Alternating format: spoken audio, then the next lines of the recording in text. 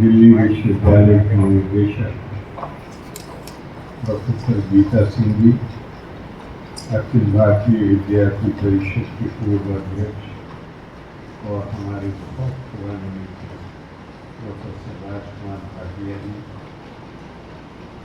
ICHR के सदस्य सचिव श्री ओम उपाध्याय जी,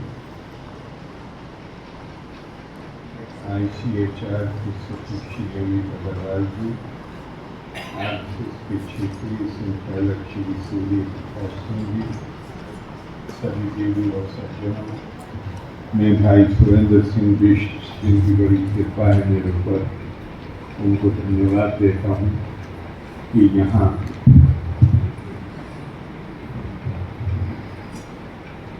बहुत ही सीनियर शोध करने वाले, पढ़ाने वाले, विशेषज्ञ उनकी इस सभा में मेरे जैसे व्यक्ति को, जो बिल्कुल शुद्ध विद्यार्थी, उसको भी आमंत्रित किया। विषय मेरी हालत, माननीय भाटिया जी कुछ भी कहें पर मेरी हालत उनसे भिन्न नहीं है, क्योंकि वही हालत है जो उनकी है कि मैं सोच रहा हूँ कि यहाँ experts people who have devoted their lives to study this subject, and we have been, I'm here and I'm addressing them on a subject about which I have hardly any knowledge. But the subject is really very interesting. और मैं from my personal experience I could say that in 1991 when our then Prime, especially Atul Bihari Vajpayee, had decided to go to Pakistan.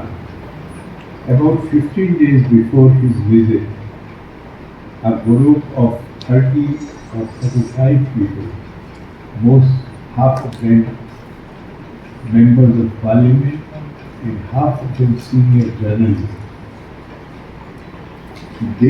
their visit to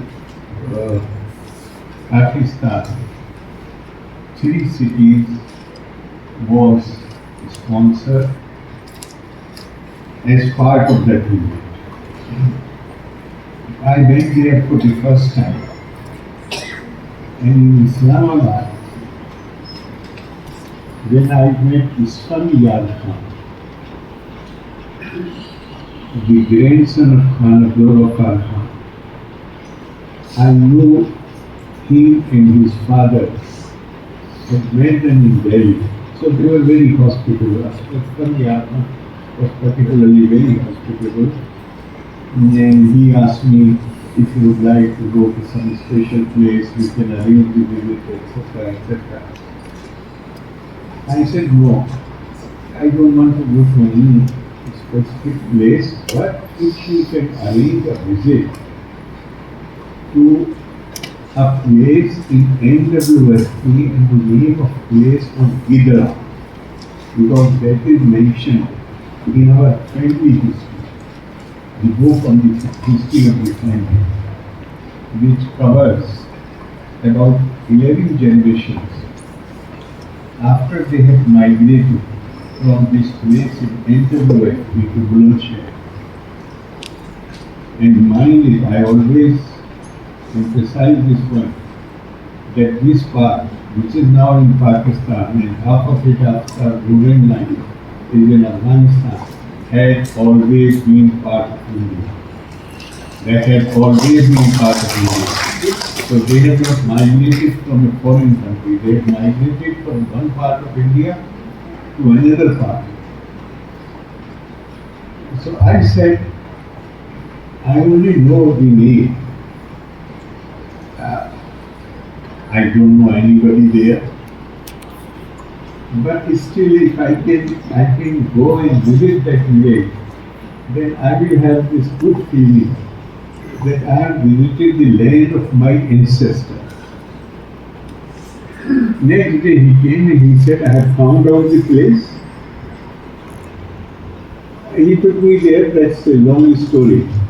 But the important thing which he told me was that your ancestors' village is almost next to Panini's village, the first grammarian of Sanskrit. It means he also belonged to the same tribe, because there the settlements were, those days particularly, the settlements were tribal based. People belonging to one tribe, they lived in one particular area. So he told me that this place is next to the village which is known as the birthplace of Pani. So if your efforts succeed, मुझे पता नहीं शील शासन की बात तो मैं नहीं करूँगा, लेकिन अगर आपके your efforts succeed, then I may also come to know in more detail about my groups. So I will thank you for that. Thank you very much. But one thing I would like to say, I'm not really, I do not find myself in a position to elaborate on this subject, but I can talk about the attitudes. I can talk about the perspective. What has been the Indian perspective? Historiography or history writing. We have been talking about chronology, the timeline. Unlike other civilizations, our concept of time is not linear. Our concept of time is cyclic. And after all, the question arises, why in 21st century we have to debate about the year in which great Shankaracharya was born? If we can preserve all his writings, why he did not care to give his, if the birth year was not possible, at least we could have known exactly the date of his death. Why is it so?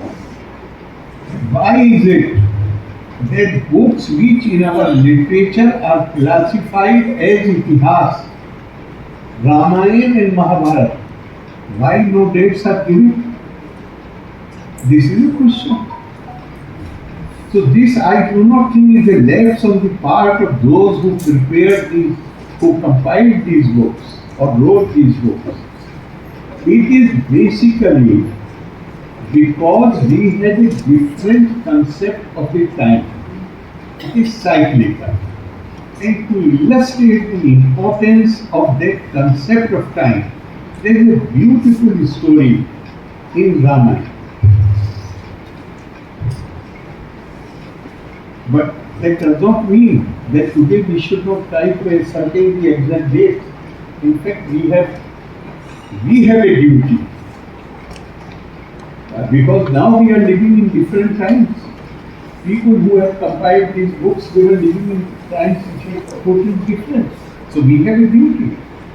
And those who are engaged in this work, I would like to compliment them, give them my best wishes. But why all these books which are categorized as Itihas or even Adi Shankara, his writings were preserved, why we do not know about the date or at least the year of his birth? And there is so much confusion. It is because our perspective, our worldview was totally different from the worldview of other civilizations. And this small anecdote from Ramayana, it illustrates that very powerful. When finally Bhagwan Ram went to the forest with the intention to fetch Mother Sita back and both his sons, after these two young boys, they had defeated all his army, his brother and everybody, so he finally decided to go himself to the forest. Who are these two boys who have defeated everybody? And finally, it is revealed that they are his own sons.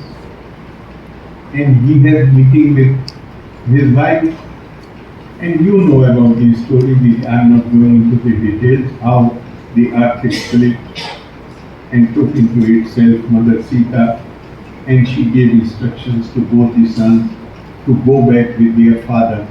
So when he was coming back from the forest, and he reached near his palace in Ayodhya, he found Yamraj lurking from behind the bushes. This story is in Anandrama. He saw Yamraj there. And the reason Yamraj was lurking from behind the bush was that earlier Hanumanji had given a warning to Yamraj that if you come near my Swami, then I will kill you. So he was lurking from behind the bush. Bhagwan Ram realized that his time on this earth is over. But how to facilitate it? Yamraj will not come near me because Hanuman does not leave my side anytime. So how to send him away? After reaching the palace, he sat down. There was some small crack in the floor. He dropped his ring into that. He saw that crack, or maybe he himself created that crack.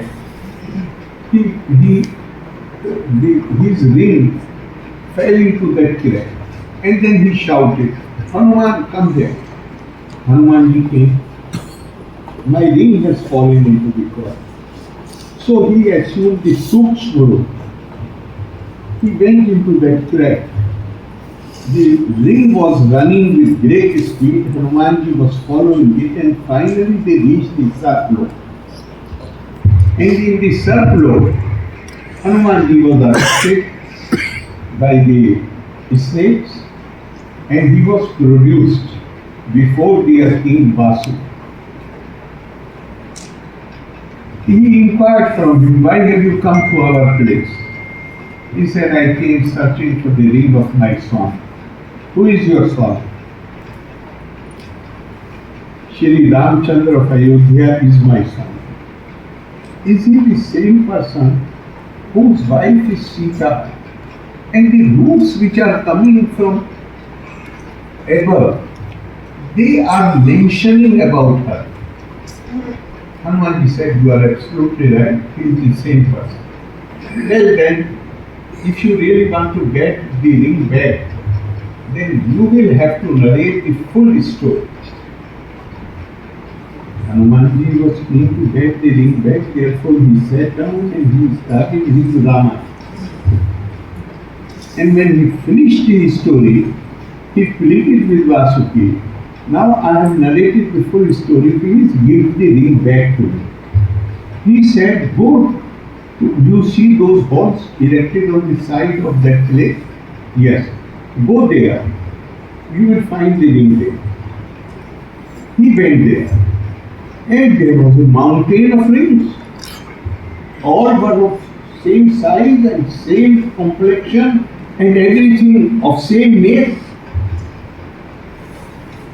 He was perplexed. He came back to Vasuki and he said that I am not able to figure out which one belongs to my Swami, my Lord, because they all look the same. Then the reply which Vasuki gave is really indicative of our worldview on time. Vasuki said, "तुम समझते हो कि एक तुम्हारे ही राम है?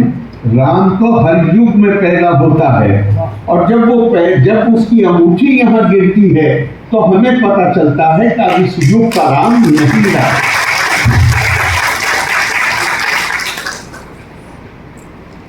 अब इस युग का राम नहीं रहा। एंड वी बिलीव कल 4 युग्स, द्वेता Ram is born, Treta Krishna is born, and this happens after Pillai, it happens in every cult. So our people were not really particular about the dates. In fact, I do not know about other Indian languages, but at least in Hindi, For yesterday we use the term kal, for tomorrow we use the term kal. Because our, I don't say belief, but our worldview was कि history को तो sir repeat करना ही है अपने आप को. हालांकि वो आपने जो बात कही, I totally agree with you, and there is a beautiful couplet जो कौम भुला देती है तारीख को अपनी, उस कौम का जोग्राफिया बाकी नहीं रहता. बिल्कुल सही है जो आपने कहा. लेकिन फिर भी we are all human beings and we see all civilizations going through this process.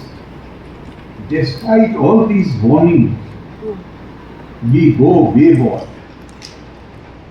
We lose our way.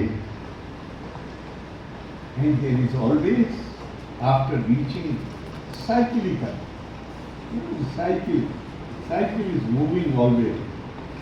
And another important thing which comes to my mind is that somewhere we have developed a tendency to analyze Indian things in Western flavor. That possibly does not serve the purpose. We can never overlook the importance of karma. Karma is important. Nobody can, I firmly believe this theory of karma, nobody can conquer you unless you become conquerable. We became conquerable. If we have to complain against ourselves, not against others. If we become weak, others will try to take advantage of that. And you are so absolutely right. Today even UNESCO has said that Rig Veda is the oldest book in the world. What we have done to the teachings of Vedas? The basic teachings of the Vedas are, because here Adi Shankara's name has also been taken. We always give credit to Adi Shankara for having united at a time when India was politically deeply fragmented. India was not one unit. At that time, Adi Shankara created this awareness, consciousness about cultural and spiritual unity of India. And everybody gives him credit for that. But what we say, he built 4 mosques in four corners of the country. Sir, buildings do not create anything. It has been rightly said that monuments of mind are more durable than the monuments of power. What Shankaracharya did, how he created that spiritual and cultural unity? By giving 4 Mahavakyas from 4 Vedas to 4 different mats which he had established. Aham Brahmasmi. These are the basic declarations of the Vedic belief. Aham Brahmasmi, Tattvamasi. Ayam Atma Brahma, Prajnanam Brahma. If we test our conduct on this yardstick, have we really done? It is true that we have great respect for Adi Shankaracharya, we revere him, we call him Bhagwan. But have we been true to his legacy? What has been our conduct? I was just now, when I reached here, we were discussing something about Kerala. Kerala is a brilliant example. Kerala, the social system was very, very oppressive, more oppressive than northern India. But Shri Narayan Guru there, he did not use any foreign idea for the social reform movement which he launched. He used only these 2 Brahma Vakyas and Brahmasmi Tattvamasi. Do you agree with this or you do not agree with this? Yes, I agree with it. Then how can you treat me differently? Today we talk about the communities of the caste and subcaste. And what is our legacy? Our legacy is that when Shankaracharya confronts the Guru, he had gone searching for, and this young boy asked him the address, his own address. Then the Guru asked him back, he said, who are you? Then that young boy, generally it is said he was 8 years old at that time, but maybe 10, 11 or even 12. What he said? Manobodh ahankar chittani naham nacha shrotul jive nacha grame nacha vyom bhumir na tejo na vayu chidanand rupa shivoham shivoham. He does not identify himself with the faculties of learning, human faculties. Then where is the question of identifying myself? If I am true to Indian legacy, where is the question of myself? If the legacy does not allow me to identify myself, even with my body, where is the question of identifying myself with the caste into which I am born, into the community, in the community into which I am born? Chidanand Rupa Shivoham Shivoham. And then he says, Shloka Hena Pirvakshyami. I can tell you in half a shlok the whole truth of the matter. Brahm Satyam Jagat Mithya Jivo Brahmeva Napara.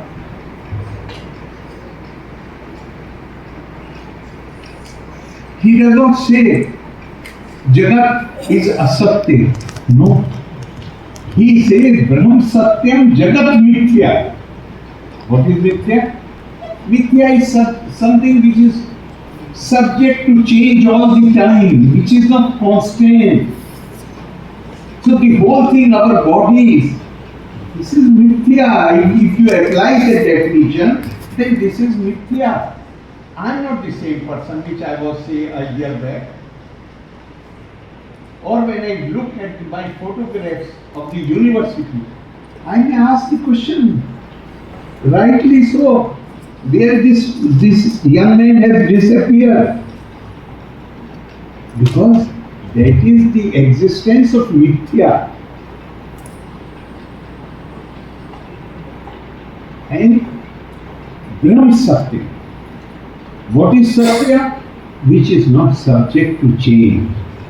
And we have something in each one of us. And this is not community specific, this is not faith specific, this is not nation, according to the Indian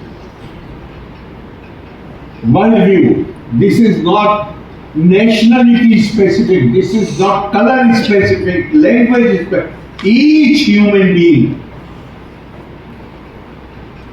And that Satya thing inside us is Paramatma living in the form of Atma in each one of us, and this Atma keeps changing bodies. So I am sure that while what you are doing is great, I commend you for that. Because as a nation, as a people, we have a right to know our history. And now we are living in different times, but at the same time, we must also not neglect the other aspects of the Indian culture which have shaped our attitudes, which have shaped our worldview. And we must always remember, although we have, I find it very difficult to accept, to say that religion and dharma are the same. Dharma is totally different. Religion is always prescriptive. Dharma is way of life, and the Sanatan tradition is highly speculative.